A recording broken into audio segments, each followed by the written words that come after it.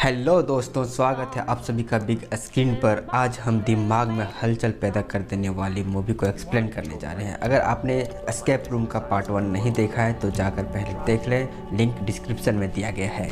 इस मूवी के शुरुआत में दिखाया गया है कि मिनोज नाम की एक कंपनी है जो अपने अमीर कस्टमर्स के लिए एस्केप रूम गेम को डिज़ाइन करती है। ये पहले कैंडिडेट को फंसाती है और उसके बारे में सब पता कर उसको किसी तरह एस्केप रूम में ले आती है और वहाँ से शुरू होता है ज़िंदगी और मौत से लड़ने का खेल।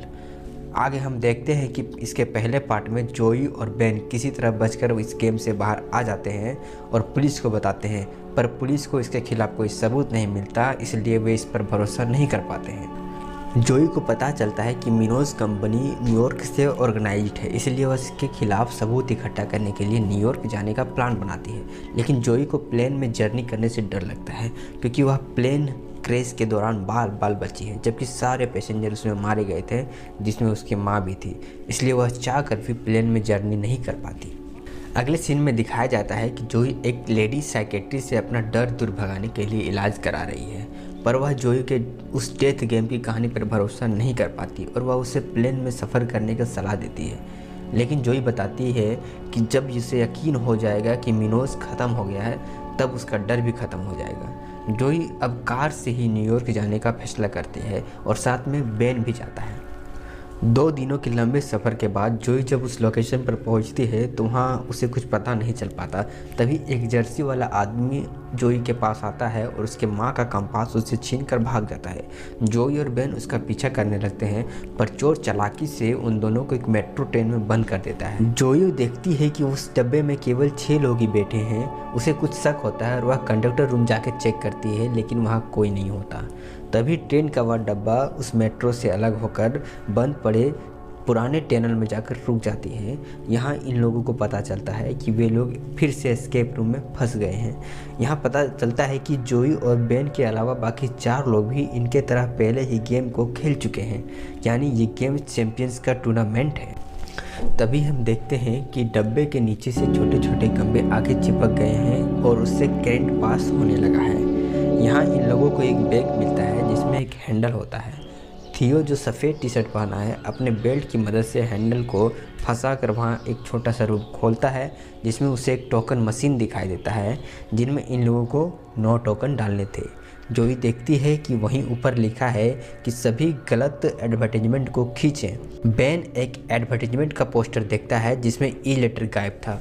जोई नोटिस करती है कि डब्बे के रेलिंग में कुल 26 हैंडल लगे हैं, यानी प्रत्येक हैंडल एक अल्फ़ाबेटिक का इशारा कर रहा है और जो लेटर एडवर्टाइजमेंट से गायब है उसे खींचना है। अब जोई एक हैंडल जो ई लेटर की जगह पर यानी 5वें नंबर पर होती है उसे खींचती है, जिससे एक टोकन बाहर आता है और उससे टोकन मशीन में डाल देती है। अब इन्हें 8 टोकन और खोजने थे।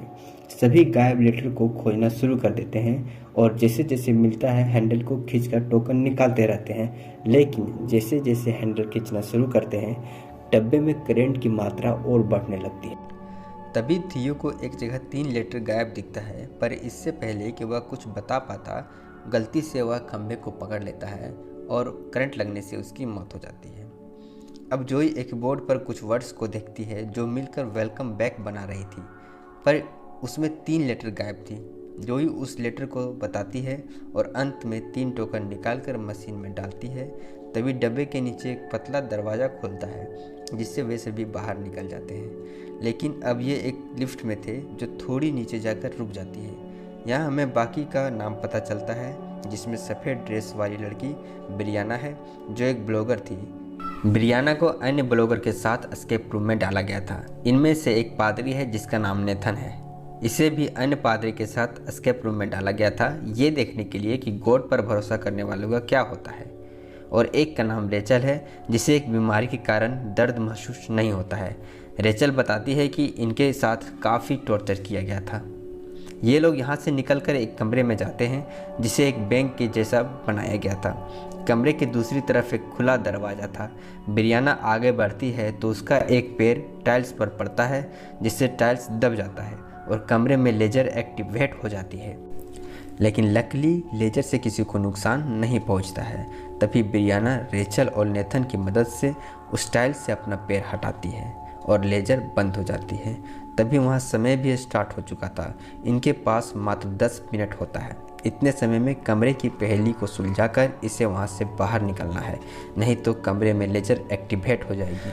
तभी नेथन की नज़र वहाँ रखे लॉलीपॉप में पड़ती है, जिसके अंदर ध्यान से देखने पर चाबी दिखता है। जोई और बेन चाबी लेकर एक काउंटर को पार करती है और तिजोरी वाले सेक्शन में पहुंचती है। बेन देखता है कि एक तिजोरी में सोनिया का नाम लिखा है। चाबी से तिजोरी खोलने पर उसमें शार्प हीरे निकलता है, जिसको उठाने पर जोई की एक उंगली कटने से खून निकल जाती है। इधर ब्रियाना और रेचल को भी लॉलीपॉप्स में चाबी मिलती है। वे लोग काउंटर पार करके दूसरी तरफ के तिजोरी वाले सेक्शन में जाती है, जिसमें भी एक सोनिया नाम लिखा हुआ था। खोलने पर उसे सफ़ेद नोट के बंडल मिलती है। बेन को लगता है कि ये ब्लड मनी है, मतलब अपने साथियों की मौत से होने वाली कमाई। वह समझ जाता है कि नोट पर खून लगाकर देखना चाहिए। रेचल जैसे ही बंडल जोई को देने के लिए काउंटर पार करना चाहती है कि काउंटर का एक हिस्सा दब जाता है और लेजर फिर एक्टिवेट हो जाती है और रेचल बाल बाल बचती है। नेथन जल्दी से उस नोट को उठाता है और जोई को दे देता है। जोई अपना खून उस नोट में लगाती है तो उस नोट में एक पिन नंबर मिलता है। वह पिन नंबर एटीएम में डालने पर दीवार की घड़ी चलने लगती है और फिर रुक भी जाती है। ब्रियाना देखती है कि सभी घड़ी में अलग अलग समय दिखा रहा है। पहली घड़ी में 12:06 बजे हैं, जबकि दूसरी 9:02 पर रुकी है और तीसरी में 12:03 हुआ है। वहीं एटीएम से एक पर्ची भी निकलता है, जिसमें लिखा होता है कि घंटे के हिसाब से रास्ता तय करो और मिनट के हिसाब से बढ़ते चलो। असल में घड़ी टाइल्स के ऊपर रास्ता बताने का काम करती है, जहां घंटे का कांटा दिशा और मिनट का कांटा दूरी बता रही है। अब पादरी घड़ी के हिसाब से सीधा 6 कदम आगे बढ़ता है और लॉलीपॉप से निशान छोड़ते जाता है, लेकिन इस क्लू से बस आधा रास्ता ही तय किया जा सकता था। जिसे नेथन आधा रास्ता तय करता है और आखिरी वाली टाइल्स में पैर रखता है। टाइल्स फिर से दब जाती है और एक तिजोरी खुलती है। सभी लोग तिजोरी के अंदर लगे लॉक को खोलने के लिए पासवर्ड खोजने लगते हैं, पर पासवर्ड मिलता नहीं। इधर उनके पास अब समय भी कम बचा है। पादरी भगवान के भरोसे आगे बढ़ने लगता है, पर उसका पैर गलत टाइल्स पर पड़ता है और फिर लेजर ऑन हो जाती है। नेथन का बैलेंस गड़बड़ा जाता है और वह गिर पड़ता है, जिससे उसका सर काउंटर से टकरा जाता है और वह बेहोश हो जाता है। रेचल और ब्रियाना उसे खींचकर उसका पैर टाइल से हटाती है और लेजर को बंद करवाती है। अब ब्रियाना उस तिजोरी को खोलने के लिए उसे लॉक को घुमाने लगती है और तिजोरी खुल जाती है, जिसमें एक नक्शा होता है। ब्रियाना उस नक्शे को जोई की तरफ फेंकती है।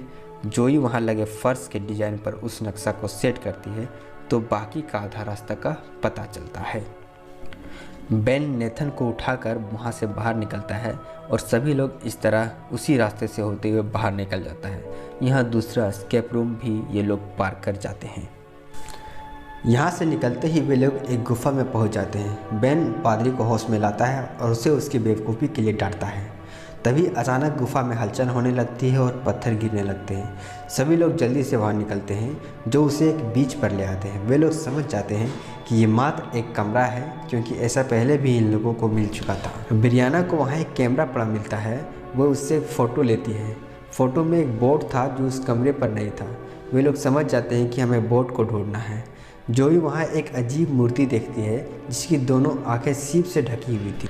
इधर हम देखते हैं कि रेत धीरे धीरे दलदली होती जा रही है, क्योंकि वहाँ पड़ा कैमरा रेत में धीरे धीरे समा जाता है। रेचल देखती है कि एक कमरे के दरवाजे पर एंकर का साँचा बना हुआ है। तभी इधर बेन को कुछ टूटा फूटा दिखाई देता है। वहाँ खोजने पर बेन को एक मेटल डिटेक्टर मिलता है। वहाँ सर्च करने पर उसे रेत में कुछ मिलता है। वे लोग वहाँ खुदाई करते हैं तो उसे यहाँ एक एंकर मिलता है। वे लोग एंकर को निकालने के लिए रस्सी को जोर से खींचते हैं, पर एंकर नहीं निकलता और रस्सी टूट जाती है और रेत में समा जाती है। बेन देखता है कि एंकर भी धीरे धीरे रेत में समा रहा है। उसे पकड़ने के लिए वह कूदता है, परंतु वह भी रेत के अंदर चलने लगता है, जिसे सभी लोग मिलकर निकालते हैं। लेकिन इधर रेचल भी रेत के अंदर समा जाती है, जिसे निकालने के लिए नेथन खुद में रस्सी बांधकर उसे बचाने के लिए कूद पड़ता है। नेथन रेचल को तो बाहर निकाल लेता है, लेकिन एक बार फिर रस्सी टूटता है और नेथन इस बार रेत में समा जाता है। इधर रेत और दलदली होते जा रहा था, इसलिए ब्रियाना जल्दी से एंकर को दरवाजे पर सेट करती है और घुमाकर दरवाज़ा खोलती है। अंदर जाने पर जोई देखती है कि एक फ्रिज है जो बंद पड़ा है। उसे चालू करने के लिए वह स्विच दबाती है, जिससे वहाँ बहुत सारी लाइटें ऑन हो जाती हैं और लाइट हाउस पर चढ़ने के लिए एक सीढ़ी खुल जाती है। जोई लाइट हाउस पर जाकर देखती है तो वहाँ उसे एक बोर्ड में आई कांट सी यू लिखा होता है, जिसमें सी का स्पेलिंग HEA होता है। जोई सबको इस क्लू के बारे में बताती है। बेन समझ जाता है कि यह क्लू उसी पुतला से संबंधित है। वह किसी तरह उस पुतला के पास जाता है और उसका एक आँख को निकालता है, जिसमें एक प्लग लगा था। वह तुरंत रूम के अंदर जाकर फ्रिज को चालू करता है, जहाँ उसे एक रास्ता निकलता है। इधर जोई को लाइट हाउस के ऊपर एक सुरंग नुमा रास्ता दिखाई देता है। जोई सबको इसी रास्ते से जाने के लिए कहती है, लेकिन ब्रियाना फ्रिज के रास्ते से ही चली जाती है, जबकि रेचल और बेन जोई के पास जाने लगता है। इससे पहले कि बेन लाइट हाउस पर चढ़ पाता, लाइट हाउस की सीढ़ी अंदर चली जाती है और बेन नीचे गिरता है और वहीं रेत में समा जाता है। अब जोई और रेचल उस सुरंग के रास्ते से एक तहखाने में निकलती हैं। यहाँ इसे तहखाने के ऊपर से गाड़ियों और लोगों की आवाज़ सुनाई देता है। वे दोनों एक सीढ़ी से ऊपर चढ़ते हैं और ढक्कन खोलकर सड़क पर आ जाते हैं। दोनों समझते हैं कि वे लोग बचकर बाहर आ गए हैं। तभी ब्रियाना भी वहाँ भागते हुए आती है और उसी रास्ते से अंदर जाना चाहती है, पर ढक्कन लग जाता है। ब्रियाना बताती है कि टाइमर बंद होते ही एसिड की बारिश होती है, जिससे वह जल गई थी। ब्रियाना देखती है कि एक दुकान में ताला बंद है। ब्रियाना ऊपर जाकर देखती है तो वहाँ उसे चाबी मिलता है, जिससे वह ताला खोलकर शटर ऊपर करती है तो वहाँ एक और दरवाज़ा लगा हुआ था। तभी टाइमर रुक जाता है और बारिश होने लगती है। तभी इन लोगों के ऊपर एक कवर आ जाता है और ये लोग एसिड से बच जाते हैं, लेकिन बाहर सभी कुछ एसिड से पिघल चुका था। तभी बारिश रुक जाती है और टाइमर फिर शुरू हो जाता है। वे देखती है कि वहाँ दुकान के अंदर न्यूज़ आ रहा है, जिसमें पानी जमा करने के बारे में बताया जा रहा है। वहीं एक टेलीफोन बूथ रहता है जो चेन से बंद रहता है और उसके अंदर लगे टेलीफोन में रिंग होने लगता है। वे लोग वहाँ एक ऐसा बोतल ढूंढते हैं जो एसिड से नहीं पिघली हो और बोतल को सड़क पर रख देते हैं और वे लोग फिर अंदर आ जाते हैं। और फिर टाइमर शुरू होते ही बारिश बंद होती है और फिर ये लोग बोतल में भरे एसिड से टेलीफोन बूथ के दरवाजे पर लगे चेन को पिघलाकर खोलते हैं। उस फ़ोन को उठाने पर उन्हें कोई आवाज़ नहीं आता है। जोई वहीं देखती है कि एक टैक्सी सर्विस का पोस्टर लगा हुआ है, जिसमें लिखा है, जब मौसम ख़राब हो तो कॉल करें। जोई वहाँ टैक्सी के पास जाती है पर उसे कुछ नहीं मिलता। इधर टाइमर बंद होने वाला ही था कि रेचल बूथ में रखी एक छतरी को उठाकर जोई को फेंक देती है और फिर रेन शुरू हो जाती है। जोई छतरी खोलकर रेन से बच पाती है, पर छतरी में धीरे धीरे छेद होने लगता है और वह पिघलने लगती है। जोई देखती है कि छतरी के ऊपर पावन शॉप लिखा है। तभी जोई उस दुकान की तरफ देखती है जहां 3 रिंग का चित्र बना होता है। तभी बूथ का फ़ोन फिर रिंग करने लगता है। जोई क्लू को समझ जाती है और 3 रिंग बजने पर फ़ोन को उठाने के लिए कहती है। जैसे ही रेचल तीसरे रिंग पर फ़ोन को उठाती है, टैक्सी का दरवाज़ा खुल जाता है। जोई जल्दी से अंदर चली जाती है और फिर टाइमर शुरू हो जाता है, लेकिन टाइमर में हर बार समय कम होते जा रहा था। रेचल और ब्रियाना दोनों बूथ से बाहर आती है और टैक्सी के पास जाती है, लेकिन टैक्सी का दरवाज़ा बंद हो जाता है। वे लोग दरवाज़ा खोलने का प्रयास करते हैं पर टैक्सी का दरवाज़ा नहीं खुलता और इधर बूथ का भी दरवाज़ा लॉक हो जाता है। जोई कार का शीशा तोड़ने का प्रयास करती है पर शीशा भी नहीं टूटता। अब ब्रियाना और रेचल दोनों बाहर में फंस चुके थे और इधर समय भी बंद होने वाला था। समय बंद होते ही एसिड रेन शुरू हो जाता है और फिर दोनों वहीं पर एसिड से जलकर मर जाते हैं। तभी अचानक टैक्सी का सीट नीचे से खुलता है और जोई एक कमरे में जाकर गिरती है, जहां उसे सोनिया लिखा हुआ दिखाई देता है। जोई समझ जाती है कि ये गेम सोनिया से रिलेटेड है, क्योंकि पिछले कमरों में भी सोनिया का नाम का जिक्र था। वहाँ दीवार पर बहुत सारे फ़ोटो भी टंगे होते हैं, जिसमें से एक बच्चा और एक औरत होता है, परंतु औरत का चेहरा स्क्रैच कर दिया गया था, जिससे उसे पहचानना मुश्किल था। जोई वहाँ रखे एक बॉक्स को खोलती है जिसमें एक डायरी भी लिखी होती है। जोई उस डायरी को पढ़ती है जो किसी सोनिया नाम की लड़की का था। तभी अचानक उस कमरे में एक और लड़की आकर गिरती है जो एमेंडा थी। एमेंडा वही लड़की है जो इस मूवी के पार्ट 1 में दिखाया गया था और पिछले एस्केप गेम में जोई के साथ फंसी हुई थी। एमेंडा वहाँ अपना जान देकर सबको बचाई थी। एमेंडा कहती है कि जब वह नीचे गिरी थी तो वह बच गई थी। अब मिनोज के लोग उसे उसकी बेटी सोनिया को किडनैप कर लिए हैं और गेम का रूम का डिज़ाइन करने पर मजबूर किया। वे लोग तुम्हें भी ऐसा करने पर मजबूर करेंगे। तभी वहाँ दरवाजे के पीछे बेन आ जाता है। एमेंडा जोई को बोलती है कि अगर तुमने अगला गेम नहीं बनाया तो वे लोग बेन को मार देंगे। तभी वहाँ एक टॉय ट्रेन आती है जिसमें जोई को अगला पजल मेकर बनने का इनविटेशन कार्ड था। एमेंडा जोई को बताती है कि तुम्हारे पास अब कोई चारा नहीं है, तुम्हें यह इनविटेशन स्वीकार करना होगा। बेन उसे ऐसा करने पर मना करता है तो जोई भी कार्ड को फाड़ कर फेंक देती है। तभी बेन के कमरे में पानी भरने लगता है। जोई वहाँ रखे फावड़े से उस कांच को तोड़ने का प्रयास करती है लेकिन कांच नहीं टूटता। इधर एमेंडा खुद को इस रूम से बाहर निकालने के लिए मिनोज से मिन्नतें करती है लेकिन वहाँ कोई रिएक्शन नहीं होता।